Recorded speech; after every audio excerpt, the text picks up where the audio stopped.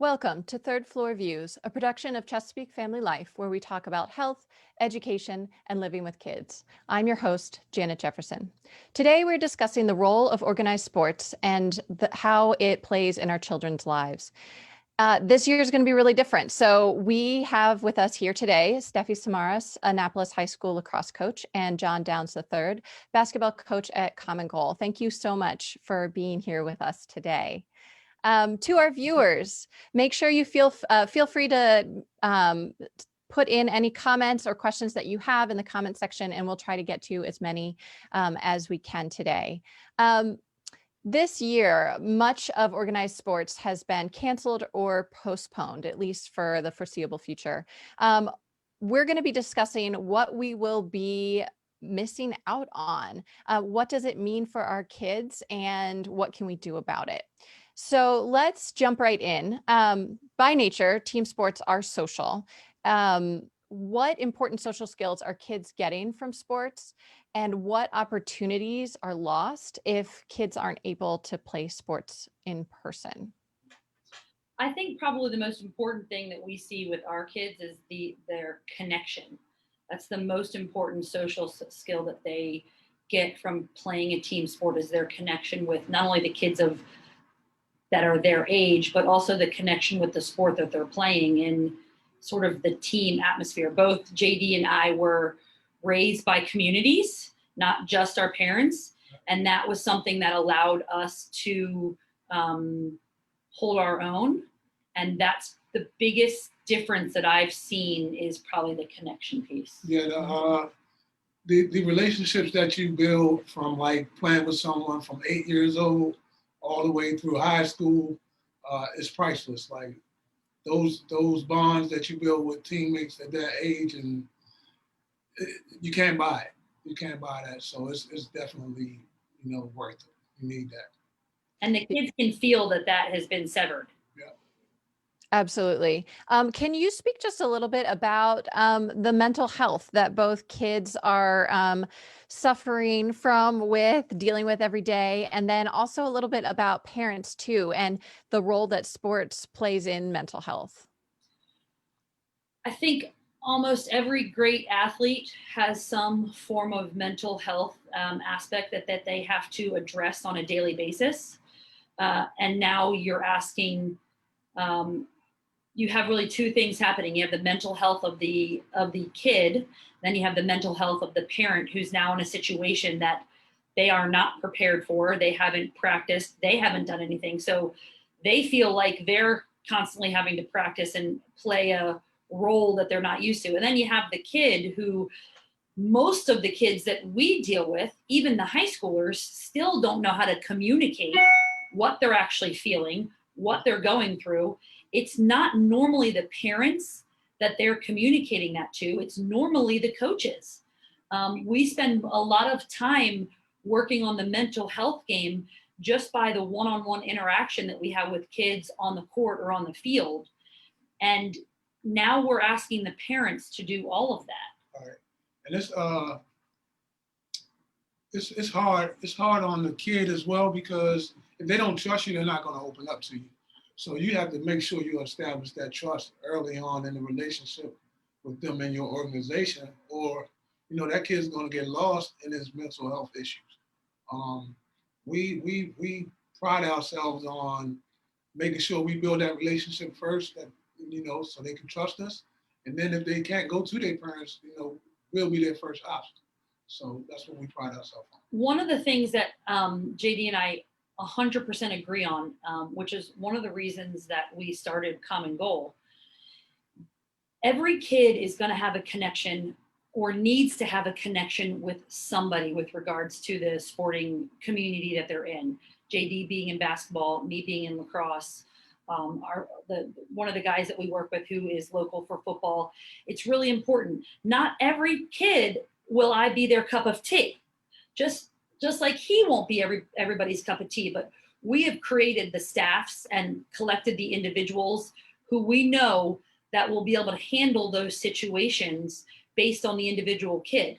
I have kids that play on my team that want to go to Sue Chittum, who was my coach for everything I did. I have kids, she has kids on her team who want to come to me. It's about the connection that you can make. And it's really important for us that we understand who these kids have a connection with. And we're constantly putting that person back in front of them so they can basically get out what they need to get out. With some kids, it's communications. With some kids, it's just play. And all they want to do is just go out and play. And that's their way of blowing off their steam. So it's really our job as coaches to figure that out and then manipulate it more for that individual kid. And we're trying to do that in a team situation. Absolutely. With that, can you speak, let's back up a second and speak just a little bit about Common Goal and what that organization is. Yeah, I'd love for you to speak, John, and tell us just sort of what the organization is and like why it's so powerful with the relationship. So this whole company started over a cup of coffee. Yeah. We met at Panera Bread. Yes. We were both the point guards of the basketball programs at Annapolis High School in '96. So we already had an idea of each other. We had we had a knowing of who we were. Yeah. I knew who she was, she knew who I was. So I forgot how we contact each other. I forgot how we got in Facebook. It might have been Facebook. We got in contact. We set up a meeting and we sat there and we came up with a name because we had the same common goal. It's just what it was. We had the same common goal, and it was basically to build one community in Annapolis, and give these children and give them options. It's a lot of opportunities that are missed because those avenues are not open for everybody. So we're trying to create it and build a football avenue, build a basketball avenue, build a lacrosse avenue, and whatever else comes around, we hope that we can help those individuals as well. But it's been a quick couple of years. Like we jumped right on it and we're taking off.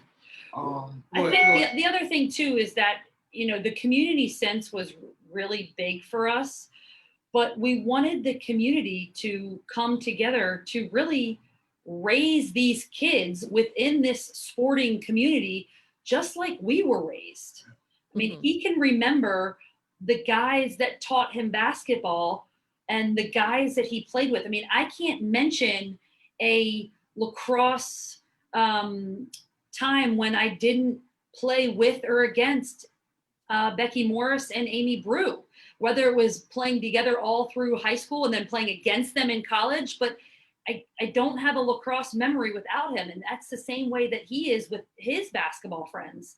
So, and I will say the same thing about, we aren't individual in our sports. If I were to talk about women's basketball, Shannon Henderson and Artina Trader, and like, those are my girls from high school.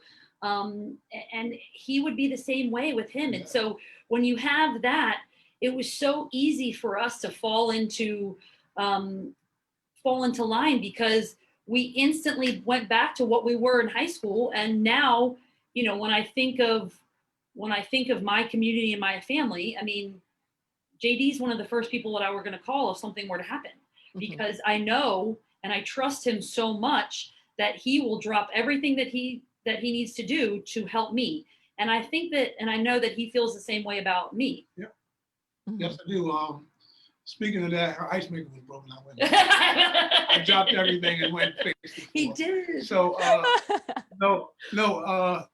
yes, the community was everything. Like we started off, we did a program called Tiny Hoopers, and it was hilarious. It was 3-year-olds to 5-year-olds playing basketball. I love it. We lowered the basketball courts and they had a ball. They had the time of their lives, and it will be coming back. But yeah, we had that meeting, and the rest is history. Yeah. Right. So what I'm hearing is just how powerful sports is in creating these relationships, creating community, bridging gaps, coming together, finding commonalities, common ground, common goals, I'm and the power of that, and that it really is lifelong.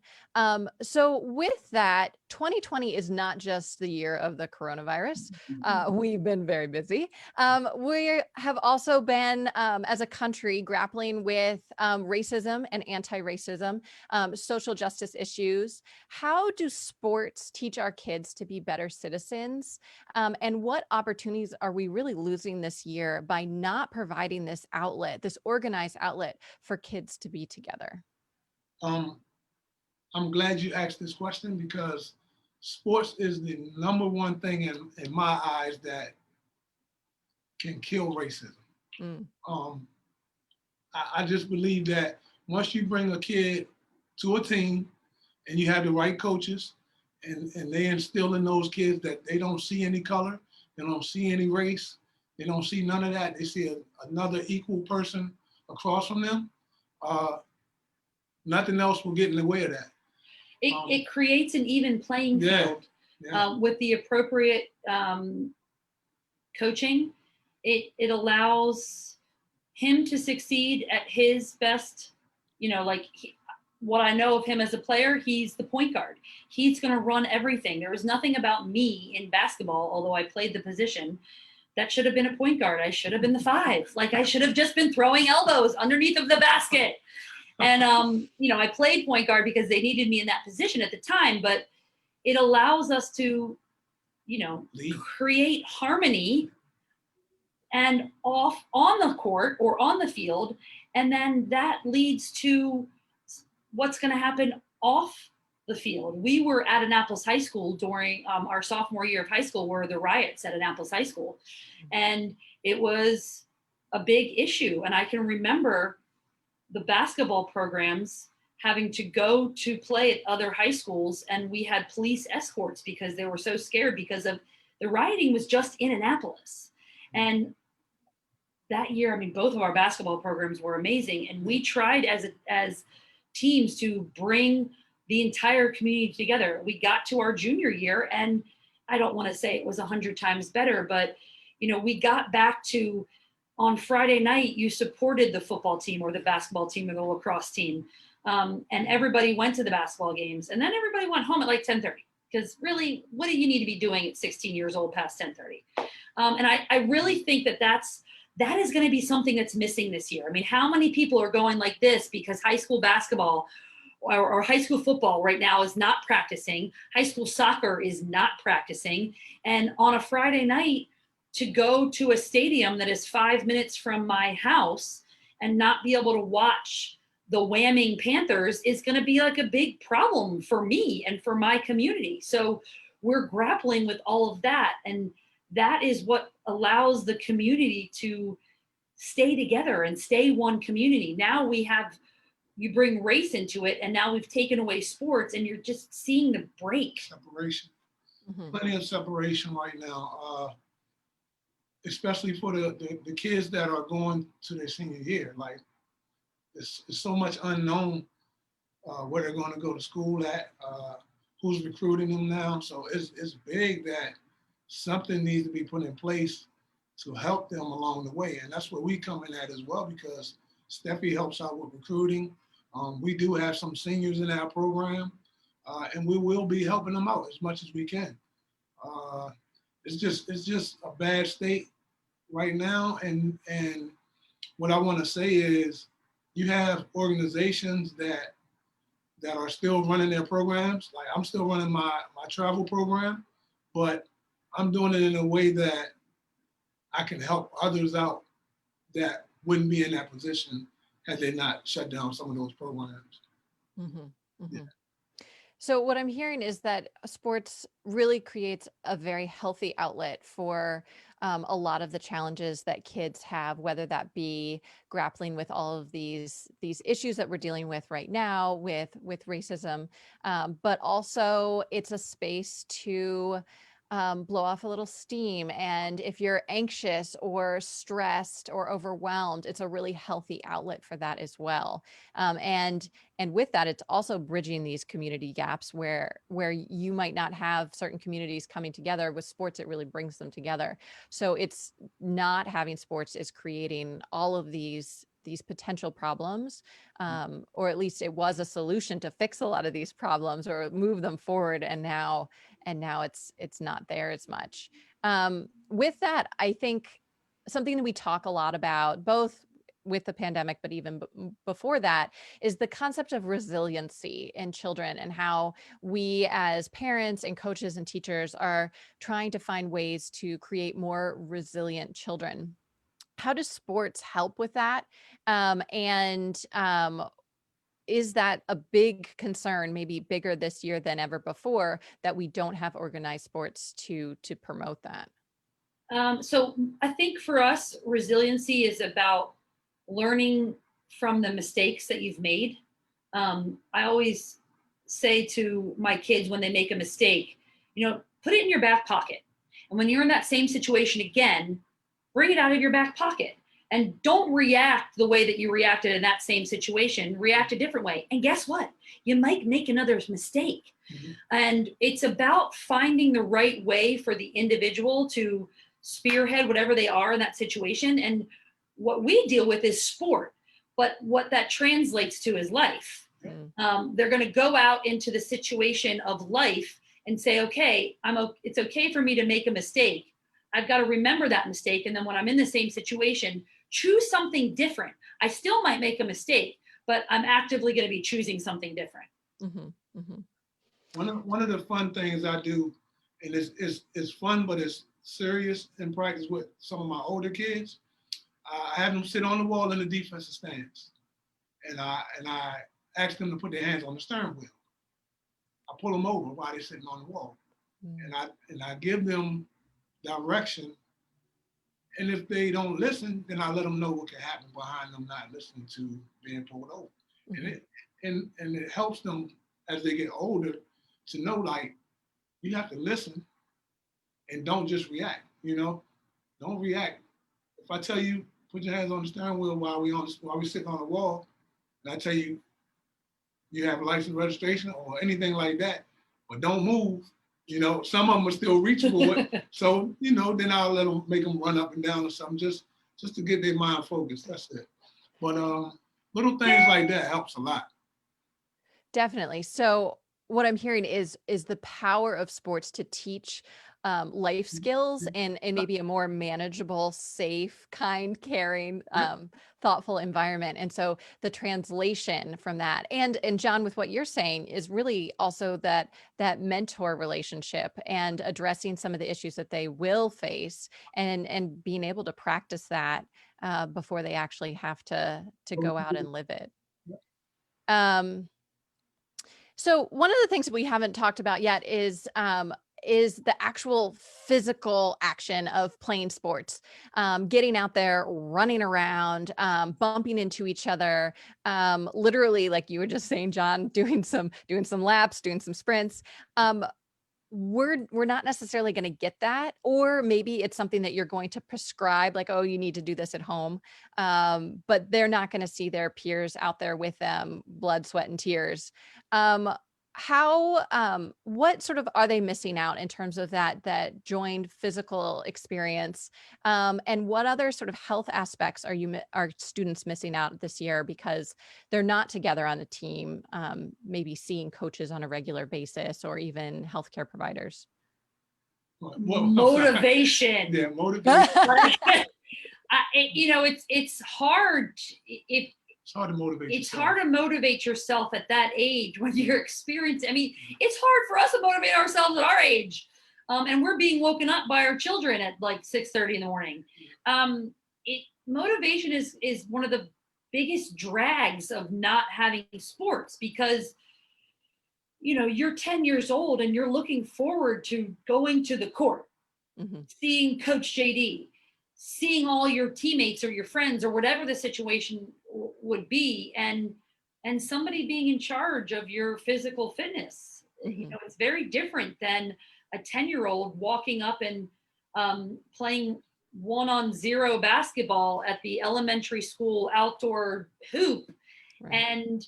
And then we're saying to him, we'll go and stop by some neighbors' houses and pull them out of their house too. Like, for them to do that is you're putting so many different fears in front of them that they have to try to knock through, that this is where all of a sudden you're seeing this like cocoon being built up around these kids, which is what I'm hearing from a lot of parents, is that they're just going into these cocoons because we're so used to breaking down all those fears for them that now they can just see them as brick walls in front of them. And to piggyback off of that, like what I'm saying is I have those 9, 10, 11-year-olds that then gain 20 pounds, 25 pounds. And it's hard. It's hard on them. Now they don't want to do the sport right now because they don't think they can, you know? And now we got to deal with getting them back in shape and, you know, getting their mental back right to know, let them know, like, all right, you gained a few pounds, we can burn it off. Mm-hmm. But it's tough on them right now. Like I have at least 6 kids that I know for sure that gained about 20 pounds.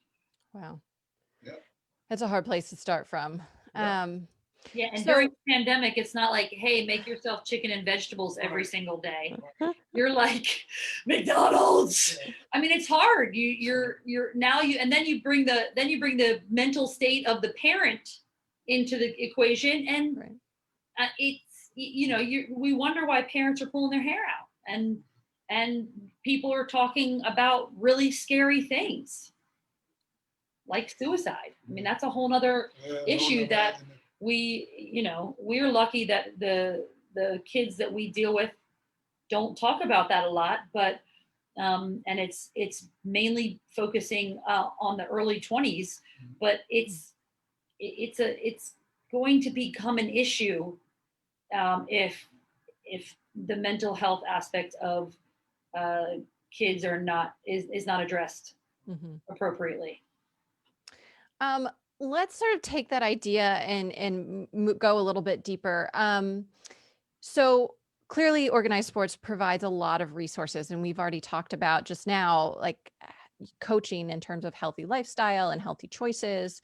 How might low-income students be hit harder by not having organized sports? And I think all kids obviously are impacted deeply, but I think low-income students are maybe a group that can easily slip through the cracks. And when we start taking away resources, it becomes even more apparent that they need extra help. What are they missing? What are they going to lose out on because of lack of organized sports this year? With the lack of sports right now, what happened was it's a big rise in, you know, one-on-one trainings and, you know, all different sorts of training of basketball, lacrosse, whatever you want to name. So those low-income kids, they don't have the money for that. Mm-hmm. They don't have the money to do a one-on-one training. So, you know, they take a big hit. So now you have a kid that, you know, they may have had some skill set that was good, but now you're missing almost a whole summer or a whole year, and now you're set back. So now the kid that's been working, now they're ahead of you. So that's one of the bad things about the situation that's going on. The other thing is, like, it's just in this area alone, it's just not a lot of opportunity for them anyway. Like we that's what we're doing. We're trying to create that opportunity. We get donations for kids. We have a lot of camp spots that are scholarship. Yeah, we scholarship. Especially for his basketball camps for the elementary school kids. Yeah. It's great because we're able to then, I don't want to say that we pick and choose the kids, but it's the kids whose parents reach out to us and are very frank with what their needs are, that we can even go and seek out a scholarship for them. The issue that we find, our biggest issue, is that we don't know how to find the kids that don't have, like, we view ourselves as the resource, but we still aren't able to get to all the kids. Mm-hmm. So that's our biggest issue. Some of the kids don't even know we exist. So what I've done and what I've started last week was I'm going into some of the low income neighborhoods and I'm doing pop-up clinics for basketball. I'm just dropping in, me and some of my coaches. We're there for an hour, hour and a half, and we just teaching them basketball, fellowshipping with them. We bring snacks, water, Gatorade, and we just let them know someone cares, you know? Mm-hmm. Mm-hmm. I got a quick little story. I had one kid, it was almost 100 degrees at 1 o'clock. Yes. So he's out there with jeans on. So I'm like, it's gonna be hot, you got on jeans. So he's still moping around, said, I got some shorts in the car for you. So I ran and grabbed him a pair of shorts, he put them on, and we were good to go. That's awesome. Yeah, I think those little things now more than ever just mean so much. Is just having someone, extra eyes, extra set of hands to look out for the kids in our community. I think they really need it now more than ever because they're not getting face-to-face time with teachers like they used to, or school nurses or social workers or any of those sort of classic community helpers. They're not seeing them. Um, you spoke briefly about scholarships. I know that's something that maybe some parents are worried about this year. Is that a big issue? Kids not able to get scholarships this year because they're not out on the field or court like they normally are. Is that a concern? I think it's more it's a concern that the kid won't participate because they're scared of asking for a scholarship. Okay. That's more of the issue. Are you talking about college? Either, any opportunities, whether it be from the collegiate standpoint, the NCAA can't really decide what they want to do. And because of football, I mean, like, look, right. I want to go watch football, but you can't have half the conferences playing, it's just a whole mess. And when it comes to recruiting for NCAA sports, it's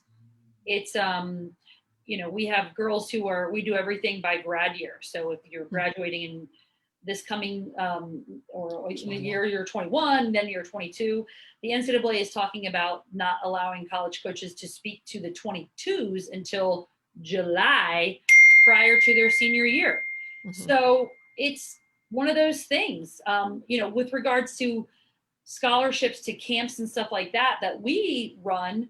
It's more of we don't know who's in need of a scholarship. We don't know.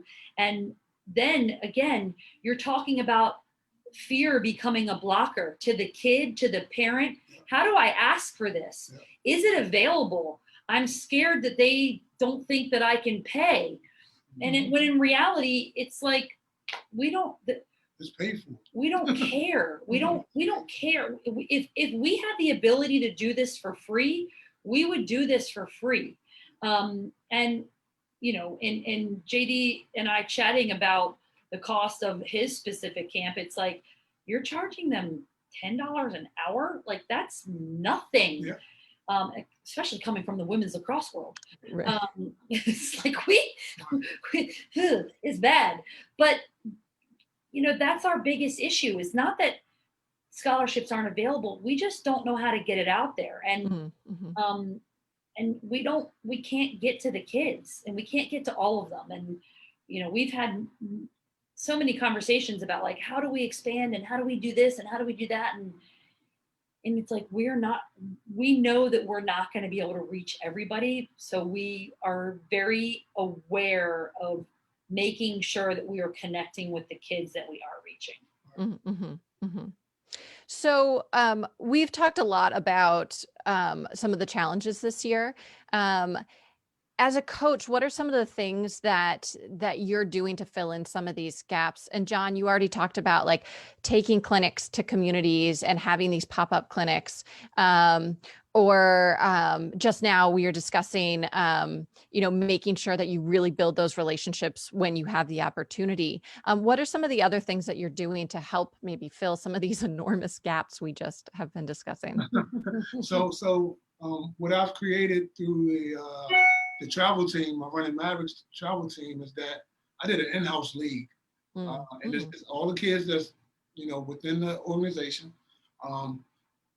I had waiver signed for the COVID. I bring my temp gun and I take my temperatures.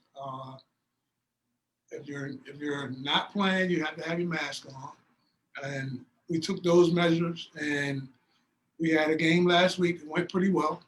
Um, I've done one-on-one training, like I told you. I've done small group training with like 5 kids. It's usually like the same kids coming right now because the parents pretty much set it up so they know who's there. Um, and it's been going great for me. Had no issues at all. Parents love it. The parents pretty much forced me to do it. And They forced me to I would do say it. that's probably the biggest key is Yeah. the parents who are willing to step in and say, okay, what do we have to do to get this done, and how do we help? And because we still see families that are severely quarantined, and then we see families that are a little bit more relaxed about it. So that is a whole nother spectrum of how each individual family has been handling the pandemic.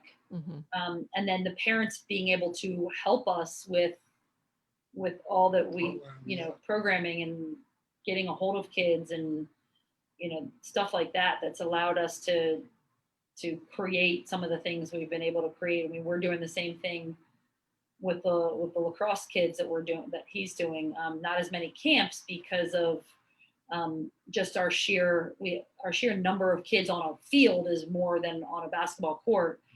But trying to create leagues, the kids they want something relaxed and they want to just go out and play. There's a time to coach, and then there's a time for them to have fun and have it be a release. And you have to know the difference between the two. Yeah, absolutely. Well, I just want to say thank you so much for joining me today. It's clear that both of you have really full plates and big challenges already, and they will only continue as we move forward into the rest of this year. So thank you for joining me today and addressing some of our questions about 2020 in sports. Thank you also to all of our viewers and listeners. Make sure you visit ChesapeakeFamily.com for up-to-date local information on home, health, and living for today's Maryland parent. This episode will be archived on ChesapeakeFamily.com in both video and podcast format, so make sure you check it out. I'm Janet Jefferson with Chesapeake Family Life and Third Floor Views. Thanks so much.